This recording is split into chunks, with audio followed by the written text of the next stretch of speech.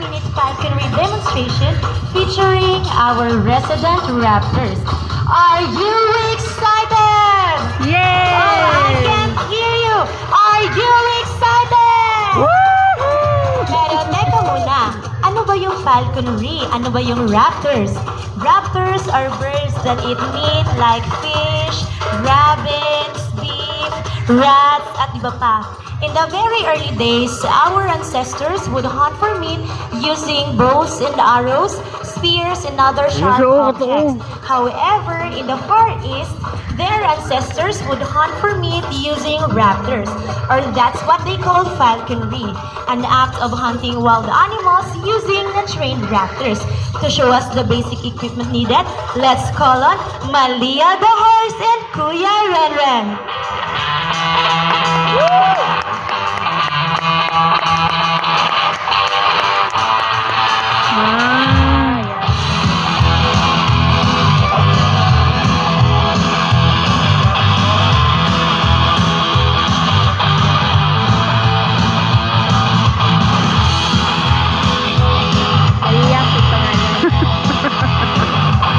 Malia. Ay, siya si Malia. Di pangalan.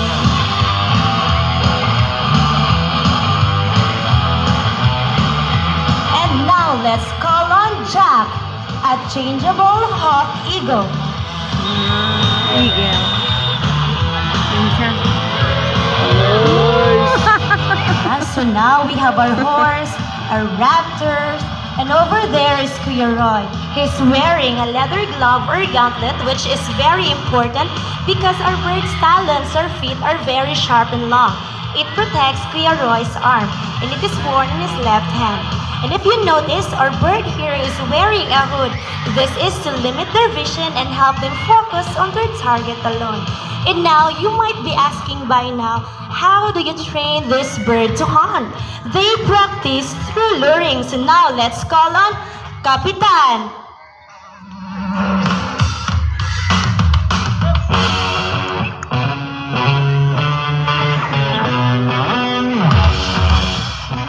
Everybody meet Kapitan, a Philippine hawk eagle. Kapitan was donated by local barangay captain of Barangay Baguio, thus his name. Kapitan was donated with a broken leg, and due to this, he can barely fly. And after nursing him back to health, Kapitan is now one of our swiftest flyer. Everyone say, "Hi, Kapitan!" Hi, Kapitan! And over there, you can see Kuya Gerald holding a lure. A lure is basically a piece of Yan ang rope that has a kinakain bait on one end. A lure is a shape like a rabbit. Nakikita niyo po ba? Is it shaped like a rabbit? Yes, because Kapitan likes to eat rabbit. And now, gusto niyo po ba makita na mag-lure si Kapitan?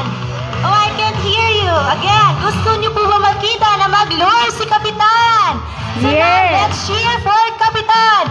Go, Kapitan! So if you notice, Kapitan was in the lure or chased after the lure. Your lure should be similar in Laruan lang, appearance to no? what you want your bird to hunt.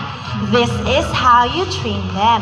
Of course, there are particular raptors that has particular preferred meat to eat. Now, another raptor they want you to check out is Valor. Valor is a gray-headed siya, fish malaki. eagle. So what do you think fish eagles eat? Fish, that's right. Just like what Kuya Renren is holding over there. So now let's see if Valor can be lured fish with the niya. fish. Now let's cheer for Valor. Go Valor! Again, let's cheer for Valor. Valor! Go Valor!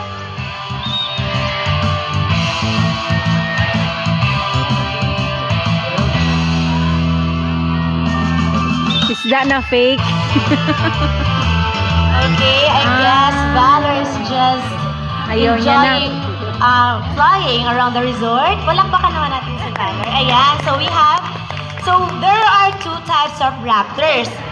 Diurnal raptors and nocturnal raptors. The birds you met so far are diurnal raptors or bird na gising sa umaga. Sino nga yun? Si Kapitan and Valor. Very Malia. good. So now, who can give me an example of nocturnal raptors or bird na gising sa gabi?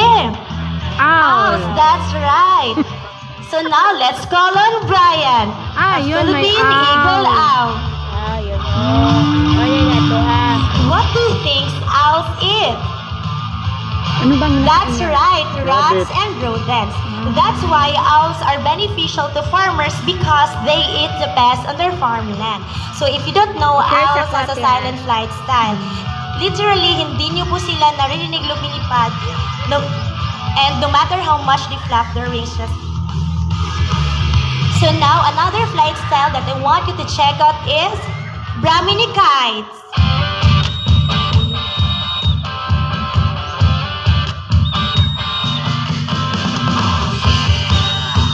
Yun na sila. Ayun na. Brahmini kites like to glide around the air. Basically, they don't flap their wings as much at mas gusto nila nagpapadala sa hangin. That's why they are called Brahmini kites or in Tagalog or Bisaya, balong.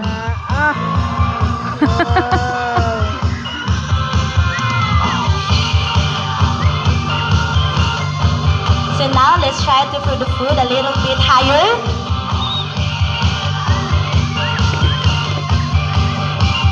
Siya dito nga ginakuan.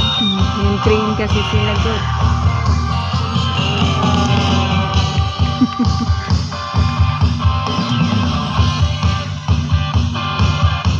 Okay, one more time. Now, let's cheer for Valencia. Go, Valencia!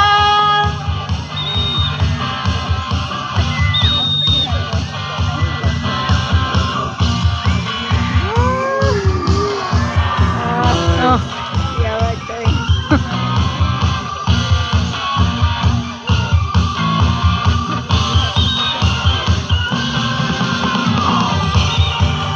Mare. And that ends our show. I hope you learned Palakpak! something today. And most Yay! importantly, Kain na cherish tayo! this moment together with your family, friends, colleagues, and loved ones in this very beautiful place called Malagos Garden Resort. That would be all. Daghang salamat. Halakpak.